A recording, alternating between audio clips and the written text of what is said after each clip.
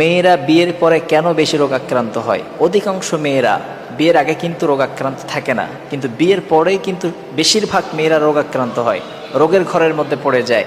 এটা আমাদের জানা দরকার, কেন তারা রোগাক্রান্ত হচ্ছে। বিয়ের আগে কিন্তু তাদের কোনো টেনশন থাকে না, স্বামীর টেনশন থাকে না, এরপরে ছেলে মেয়ের টেনশন থাকে না, শ্বশুর শাশুড়ির টেনশন থাকে না।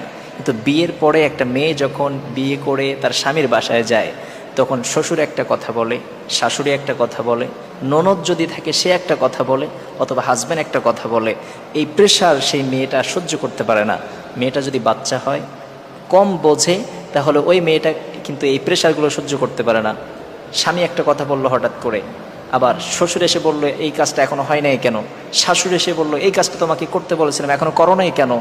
এরপরে ছেলে মেয়ে তো জ্বালাতন এমনি আছে, স্বামীর একটা প্রভাব আছে, সব মিলে এই মেয়েটা ডিপ্রেশন সহ্য করতে পারে না, স্বামীর কথা সহ্য করতে পারে না।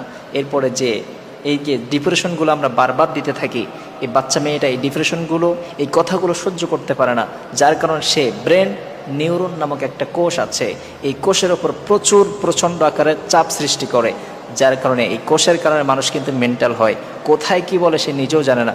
একটা মেয়ের ওপরে যখন চাপ পড়তে থাকে, এই নিউরন নামক কোষের ওপর প্রেশার যখন পড়তে থাকে, এই মেয়েটা তখন কোথায় কি বলে এই মেয়েটা কিন্তু আর বলতে পারে না।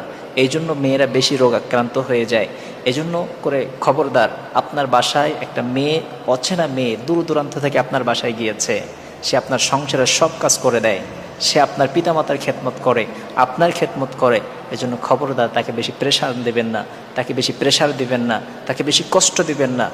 যতটুকু পারে আপনি সে করতে থাকুক, এরপরে আপনি বুঝাই দিবেন যে এটা এইভাবে না এইভাবে করতে হয়, তাহলে ওই